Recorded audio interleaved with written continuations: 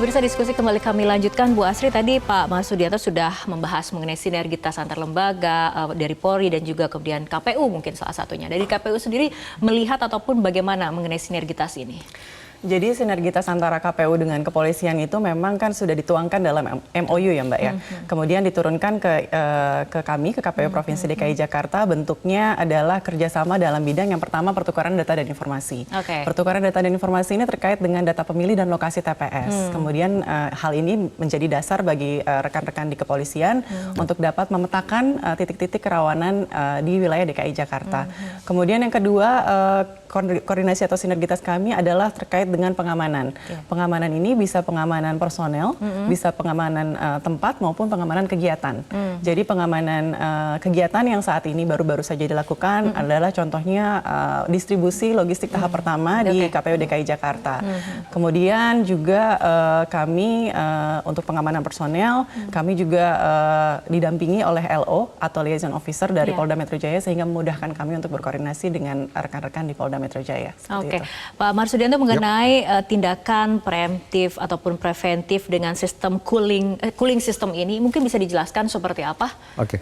Ya, berkaitan dengan cooling system ini sebenarnya sudah dilaksanakan 5 tahun yang lalu, itu 2019 itu juga sudah dilaksanakan. Kegiatan cooling system ini semata-mata dilakukan kalau itu ada mesin ya, mesin politik sudah bekerja, pasti kan ada hangat, panas lama-lama, itu tentunya perlu ada pendinginan. Nah, cooling system ini yang dilakukan oleh kepolisian, bekerja sama dengan berbagai pihak, tokoh masyarakat, tokoh agama, tokoh pemuda, dengan elemen-elemen yang lainnya, mengajak mereka untuk menjaga situasi tetap kondusif, menjaga tetap tertib, ya, jangan sampai nanti perbesar perbedaan-perbedaan itu. Perbedaan itu merupakan suatu hidayah, tetapi kalau kita bisa mengelola dengan baik, tentunya itu akan menjadi suatu berkah juga gitu kan.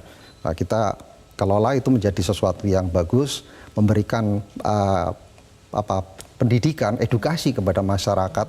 Kita berpolitik, tetapi tetap menjaga keamanan, ya kan, wilayah kita masing-masing. Kita mengajak kepada masyarakat tetap dalam rambu-rambu aturan yang mesti harus dipatuhi, saya kira gitu nanti. Masyarakat juga artinya berperan besar sekali ya Pak dalam pengamanan pemilu 2024 ini. Itu tentunya tanpa kehadiran dan kelibatan masyarakat, masyarakat tidak menyadari itu, sulit rasanya untuk mencapai yang namanya cooling system tadi itu. Ini perlu ada semacam simbiosis mutualisme antara pihak kepolisian, dalam hal ini di wilayah Polda Metro Jaya, dengan masyarakat di DKI Jakarta. Baik, Bu Asri, tadi kan Pak Marsudianto membicarakan mengenai peran masyarakat dalam pengamanan. Nah, ini peran masyarakat dalam pemilu. Bagaimana KPU memastikan partisipasi publik yang maksimal dalam pemilu ini? Kalau kita bicara tentang partisipasi publik, tentunya adalah partisipasi publik bukan hanya pada saat hari pencoblosan, tapi di setiap tahapan pemilu. Jadi kami memastikan bahwa publik dapat berperan serta dalam setiap tahapan pemilu. Seperti misalnya saat ini sedang tahapan pemutahiran data pemilih. Jadi kami sedang memberikan kesempatan bagi mereka yang ingin mengurus form pindah memilih, yang nantinya tidak bisa memilih di wilayah TPS tempat mereka terdaftar, itu masih bisa dilakukan hingga 15 Januari 2024. Itu terus-menerus kami lakukan, dan mereka juga kami juga terus-menerus melakukan sosialisasi agar masyarakat melakukan cek DPT online. Udah terdaftar belum namanya dalam DPT, di lokasi mana saya terdaftar, sehingga nantinya mereka tidak kebingungan lagi untuk mencari TPS lokasi di tempat mereka mencoblos nantinya. Kemudian juga partisipasi publik dalam hal nantinya tahapan sosialisasi. Tahapan sosialisasi dan pendidikan pemilih pemula, ini kami terus mengencourage masyarakat supaya ikut sama-sama kita menyukseskan pemilu, supaya ikut sama-sama nantinya menangkal berita hoax yang beredar di masyarakat, terutama nanti pada saat masa kampanye. Nah, apabila kita berkaca pada pemilu 2019, ada mungkin catatan-catatan di pemilu 2019, ini kemudian bagaimana langkahnya agar pemilu 2024 catatan negatif ataupun potensi-potensi yang terjadi ketika di 2019 ini tidak terjadi di 2024, Bu Asri? Sebenarnya banyak sekali ya catatan-catatan kita di pemilu 2019 yang akan menjadi bahan koreksi kita atau evaluasi kita untuk pemilu 2024 nanti. Tapi saya mengambil yang paling dekat saja, yaitu sebentar lagi kita akan memasuki masa kampanye. Kampanye itu dimulai tanggal 28 November sampai tanggal 10 Februari 2024. Kalau kita lihat masa kampanyenya itu pendek, Mbak. Hanya 75 hari. Beda dengan 2019 yang kampanyenya sekitar kurang lebih 6 bulan. pencoblosan. Nah, dalam waktu 75 hari itu tentunya ini kita antisipasi ya Pak ya, kita antisipasi bersama agar nantinya metode-metode kampanye yang dilakukan oleh para baik para pendukungnya maupun para calon nanti yang maju itu sudah sesuai dengan peraturan. Begitu. Memang peraturan sudah ditetapkan ya antara PKPU dan juga Undang-Undang Pemilu. Namun yang perlu kita waspadai adalah penggunaan media sosial. Nah, penggunaan media sosial ini juga sudah diatur dalam PKPU untuk kampanye bahwa nantinya setiap peserta pemilu boleh mendaftarkan sampai 20 akun media sosial. Nah, itu kami mengawasi akun-akun yang resmi terdaftar itu dalam hal kampanye di media sosial. Mungkin seperti itu, Mbak. Oke, Pak Marsudianto mungkin tanggapannya mengenai 75 hari masa kampanye ini, apakah pengamanannya strateginya akan berbeda dibandingkan sebelum masa kampanye ataupun sesudah masa kampanye nanti? Iya, khusus untuk masa kampanye Mbak ya, itu akan kita siapkan pengamanan dengan pola ring 1, ring 2, ring 3. Okay. Khususnya adalah pengamanan capres cawapres. Kalau nanti sudah ditetapkan namanya kan bukan baca lagi tapi cah gitu kan. Nah, itu nanti akan disiapkan ring 1, ring 2 itu nanti dari Mabes Polri, kami dari ring 3. Di dalam suatu kegiatan manakala itu ada kegiatan kampanye yang dilakukan oleh masing-masing capres pasangan calon tadi itu, maka kami akan membackup sepenuhnya. Baik itu ring 3 maupun jalur yang akan dilewati mulai dari titik dia berangkat sampai ke lokasi dan kembalinya lagi. Yang menjadi concern kami di dalam kegiatan pengamanan yang waktunya tidak terlalu lama, hanya 75 hari ini adalah berkaitan dengan potensi gangguan selama di dalam perjalanan sampai nanti kembalinya beliau-beliaunya itu. Di samping itu juga saya yakin karena ini bersamaan juga dengan kampanyenya para caleg ya, tentunya ini juga harus kita siapkan pengamanan agak berbeda di situ.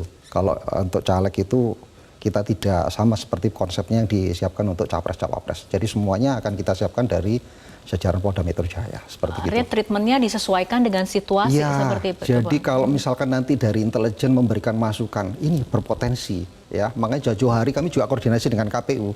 Proses untuk mengatur masalah jadwal ini juga kami koordinasi supaya nanti tidak terjadi crossing, terutama dari para pendukung-pendukungnya. Sehingga nanti itu akan mengurangi terjadinya gesekan-gesekan di lapangan. Oke, jadwal juga penting untuk diperhatikan ya Bu Asri. Tanggapannya.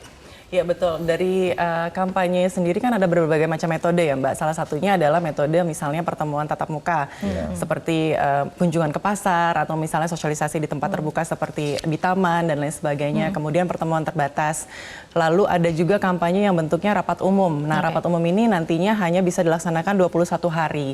Terkait dengan metode-metode kampanye tersebut seperti misalnya pertemuan tatap muka, pertemuan terbatas, rapat umum, semua itu kami berkoordinasi dengan kepolisian. Jadi surat yang disampaikan oleh para petugas kampanye itu ditujukan ke polisi, justru ke Polda, dengan tembusan ke kami, ke KPU Provinsi dan Bawaslu Provinsi, seperti itu.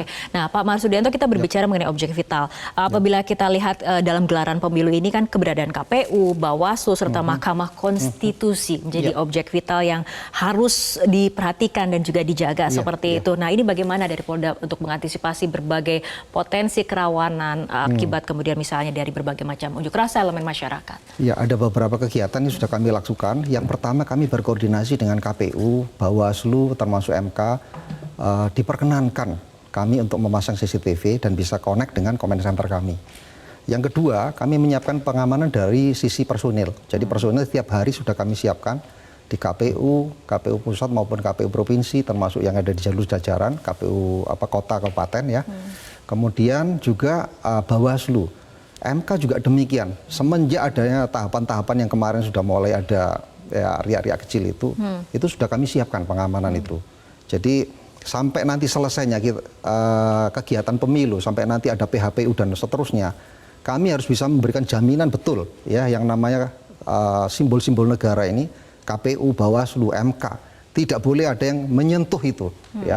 Karena kalau sampai itu terjadi, berarti pengamanan yang kami siapkan ini berarti gagal. Ya, ini apalagi di Jakarta itu adalah endingnya semua kegiatan, awalnya kegiatan, otomatis ini harus disiapkan dengan sebaik-baiknya itu ya. 50% keberhasilan itu dari perencanaan. Ya, kalau sudah dilaksanakan dengan baik perencanaan pengamanan, ke depan pasti insya Allah nanti bisa dilakukan dengan baik juga. Oke, ini pertanyaannya sama kepada Bu Asri dan juga ke Pak Marsudianto, tapi kita mulai dari Bu Asri terlebih dahulu. Tadi mengenai perencanaan pengamanan, tapi juga kembali bagaimana edukasi kepada masyarakat, sosialisasi kepada masyarakat tentang pentingnya sama-sama menjaga pemilu 2024 ini berlangsung aman, lancar, kondusif, menjadi sebuah pesta demokrasi yang membahagiakan dan juga menyenangkan, Bu Asri. Ya, memang terus-menerus kami sosialisasikan ya terkait hal tersebut. Jadi dimanapun kami lakukan sosialisasi, baik di sekolah, di kampus, maupun di misalnya di kalangan kelompok disabilitas, kelompok perempuan dan sebagainya, itu kami selalu galakan supaya mereka menjadi pemilih yang cerdas, supaya mereka menyaring informasi dari sumber-sumber yang kredibel, dari sumber-sumber yang terpercaya. Karena mudah sekali masyarakat terpancing oleh berita-berita dari sumber-sumber yang bisa kita katakan tidak jelas sumbernya. Dan kadang-kala hal itu jadi menimbulkan perpecahan di tengah-tengah masyarakat. Jadi jangan sampai pemilu ini malah jadi perpecahan, tapi kita inginkan pemilu ini justru menjadi sarana integrasi bangsa. Nah, hal itulah yang kami sosialisasikan kepada masyarakat. Oke, terakhir Pak Marsudianto, silakan. Iya, kami sampaikan kepada masyarakat, silakan berdemokrasi, silakan berpesta, kami akan amankan. Tapi mari kita sama-sama jaga, ini adalah kota kita, ibu kota negara kita yang kita cintai. Mari kita sama-sama menjaganya supaya tetap tertib, aman, dan ke depan kita akan menuju masyarakat yang adil, makmur, sejahtera. Terima kasih. Oke, artinya tanggung jawab tidak hanya kepada aparat penegak hukum, KPU, penyelenggara pemilu, tapi juga masyarakat juga bisa sama-sama berperan seperti itu ya, betul. Demi pemilu 2024 yang aman dan juga lancar. Jelajahi cara baru mendapatkan informasi. Download Metro TV Extend sekarang.